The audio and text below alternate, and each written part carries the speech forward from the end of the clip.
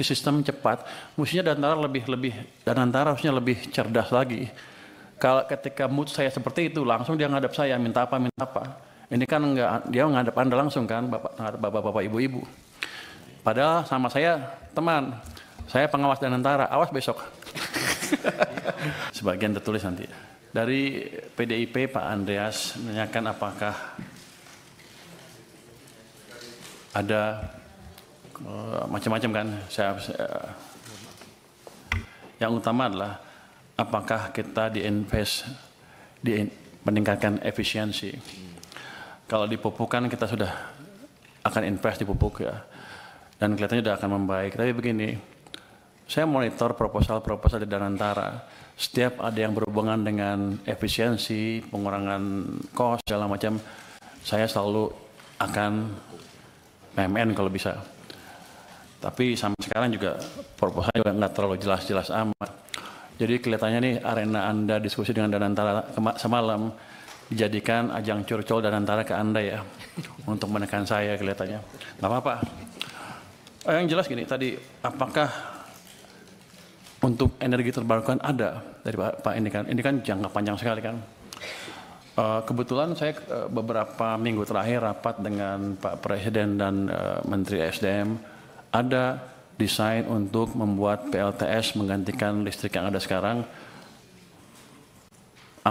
Investasi cukup besar, bisa mungkin sekitar 75 miliar dolar kalau jadi. Tapi pada waktu diskusi pertama saya melihat cost-nya masih tinggi, masih 9 sen dolar per kWh. Saya bilang kalau gitu sih subsidi saya nambah. Tapi mereka sedang berusaha terus, dan kemarin sudah ada berita bagus. Pada saat sekarang harganya bisa 6 sen dolar per kWh. Saya bilang kalau itu betul, matangkan, kita kalau perlu PMN. Karena pada akhirnya akan hilang itu subsidi yang terlalu besar untuk listrik. Jadi kita nggak diam aja. Tadi Pak siapa lagi ya? Yang nanya tentang energi baru terbarukan. Jadi saya Pak Primus ya. Jadi saya selalu amatin semua proposal yang beredar di kementerian itu, setiap termasuk Danantara ya. Setiap ada yang bisa mengurangi biaya, kami akan ini secepatnya. Tapi kelemahan yang utama memang saya sadar juga di sini waktu ini saya kan baru minggu ketiga ya, yang nggak tahu semuanya sekaligus kan. Tapi saya tahu bahwa ketika mereka bilang ke saya, subsidi ditendang ke tahun depan pembayarannya, maksudnya? Kompensasi Pak. Ya, kompensasi. Kalau subsidi kita bayar ya, yang kompensasi kita tendang ke tahun berikutnya.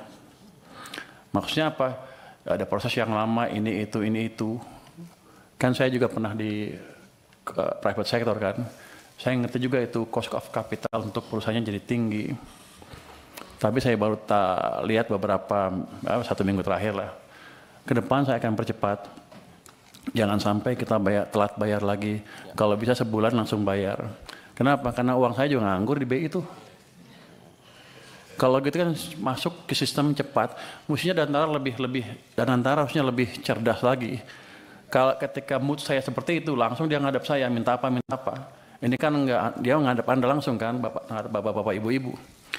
Padahal sama saya, teman, saya pengawas Danantara, awas besok.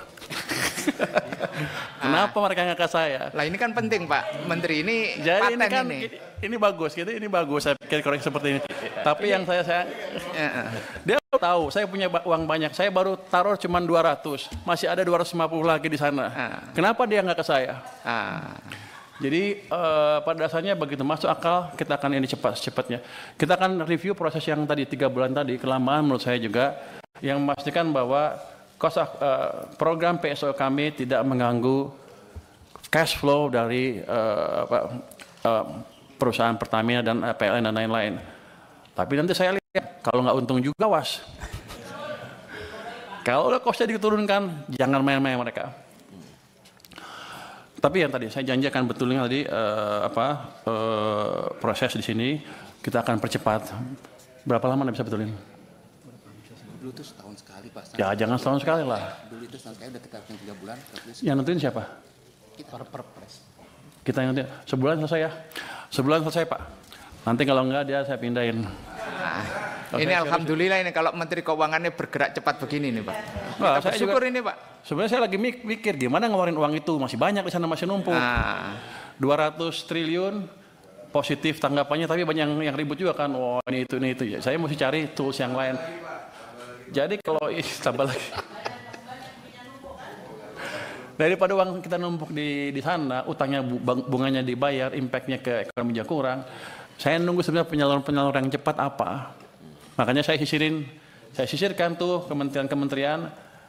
Saya ancam yang nggak bisa sampai Oktober nanti kalau Anda nggak bisa propose dengan clear seperti apa sampai akhir tahun, saya ambil uangnya. Kalau Danantara punya tagihan seperti ya langsung ngadap saya harusnya. Nanti saya tanya kalau rapat saya sebagai apa? Pengawas Danantara. Awas ya kan.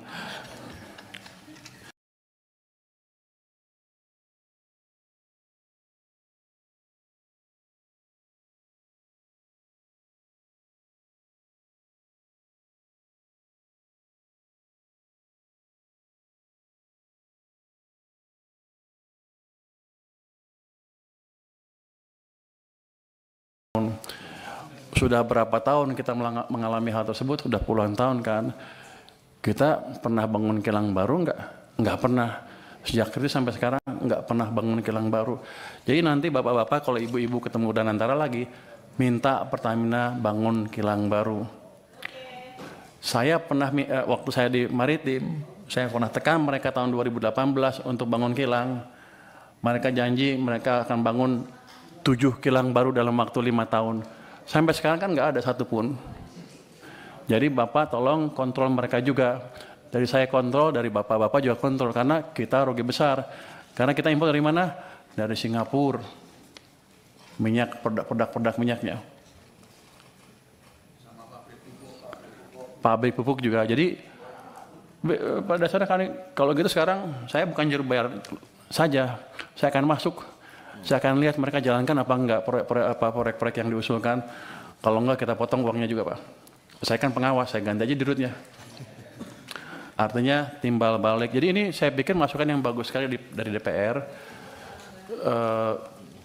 Gimana caranya kita memproduksi, tadi Pak Khairul Imam juga memperbaiki alat-alat produksi, termasuk menyediakan alat produksi yang baru yang selama ini kita gagal membangun. Jadi kilang itu bukan kita nggak bisa bikin atau kita nggak bisa bikin proyeknya, cuman Pertaminanya males-malesan aja. Saya pernah kasih ke mereka biar aja karena mereka jelek-jelekin saya kemarin kan. Saya pernah kasih tawaran ke mereka kalau nggak bisa bikin ya udah, ini ada investor dari Cina mau bangun kilang, Anda perlu beli 30 tahun, setelah 30 tahun Anda dapat kilangnya gratis. Pertamina bilang kami keberatan dengan usul tersebut karena kami sudah over capacity. Waktu itu saya kaget, over capacity apa? Kami sudah rencana bangun 7 kilang baru, satu pun nggak jadi kan? Mereka bilang, iya tapi ke depan akan jadi, sampai sekarang nggak jadi.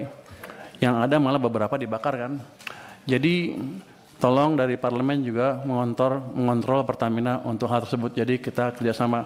Tujuan kita sama sebetulnya mengurangi subsidi dan membuat subsidi yang ada pun lebih murah dan tepat sasaran. Jadi untuk subsidi gimana nature-nya? Subsidi sebetulnya kalau bisa nggak subsidi kan. Cuman karena ekonomi kita tumbuhnya nggak cukup bagus, masyarakat yang paling bawah belum bisa bertahan ketika harus menghadapi harga pasar. Dikeluarkan itu subsidi supaya mereka bisa hidup terus dan agak sejahtera ke depan. Tapi kunci utamanya adalah menciptakan pertumbuhan ekonomi yang lebih cepat.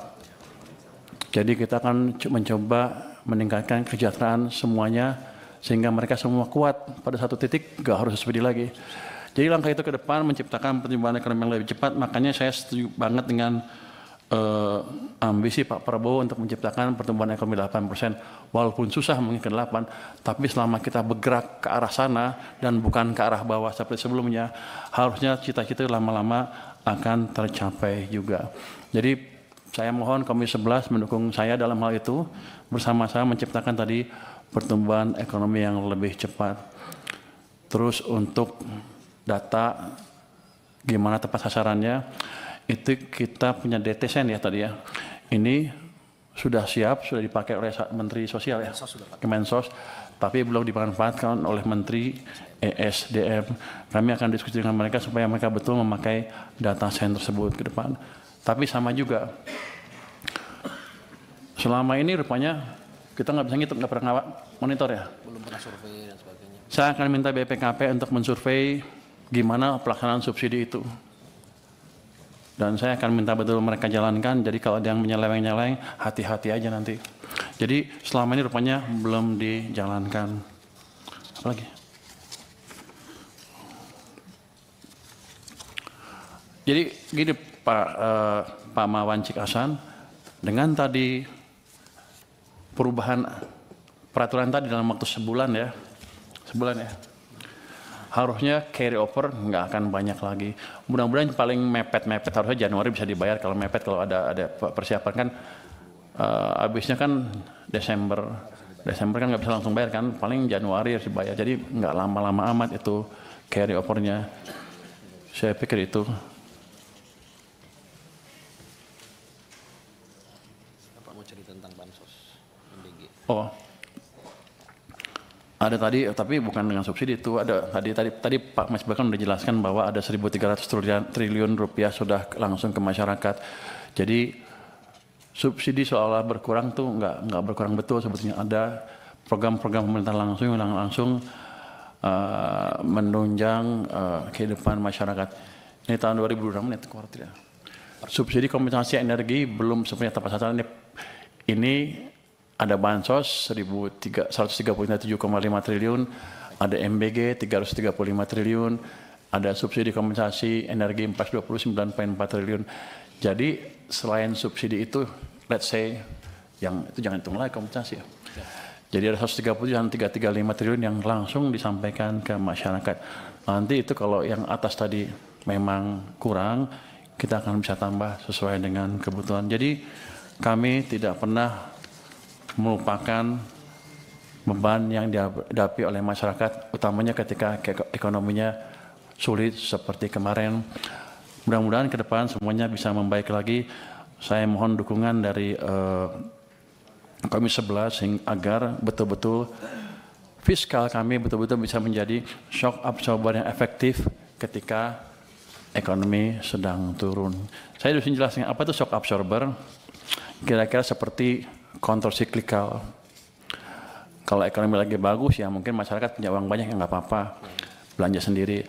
Tapi kalau ekonomi sedang turun, pasti kan banyak pengangguran. Semua masyarakat akan terkena, yang atas sampai yang bawah ketika ekonomi turun. Tapi yang paling menderita adalah yang bawah.